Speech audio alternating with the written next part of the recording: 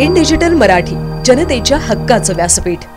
Ulhasnagar camp number 3 Punjabi colony येथे राहणारे निर्मलजीत कौर पणेसर ही 23 April रोजी सकाळी 6 वाजता क्रिटिकेअर हॉस्पिटल पप्पू गार्डन येथे मॉर्निंग वॉक करत असताना दोन अनोळखी इसम बुलेटवरून येऊन निर्मलजीत कौर यांच्या गळ्यातील 30,000 रुपये किमतीची 9 ग्रॅम वजनाची सोन्याची चैन घेऊन फरार झाले।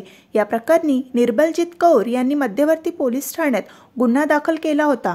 यावेळी पोलिसांनी तांत्रिक गोष्टींचा वापर करून गुन्ह्यातील आरोपी मोहम्मद नासर खान याला कल्याण येथील इराणी वस्तीतून सापळा रचून अटक केली आहे।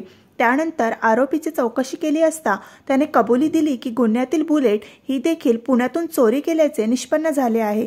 आरोपीकडून 50,000 रुपये किमतीचे 5 ग्रॅम वजनाची सोन्याची चैन देखील हस्तगत करण्यात आली आहे। आरोपीने सदरचा गुन्हा हा त्याच्या साथीदार मोहम्मद इराणी यांच्या मदतीने केल्याचे देखील त्याने कबुली दिली आहे। मध्यवर्ती पोलीस स्टेशन अंतर्गत ही चेन स्नॅचिंगच्या गुन्ह्यातील 2 आरोपींना त्यांनी तांत्रिक विश्लेषणाच्या अनुषंगाने पूर्ण माहिती घेऊन त्यांना ताब्यात घेतलं होतं। तर त्यामध्ये 2 गुन्हे त्यांनी केल्याची कबुली मध्यवर्ती पोलीस स्टेशनला दिलेली आहे।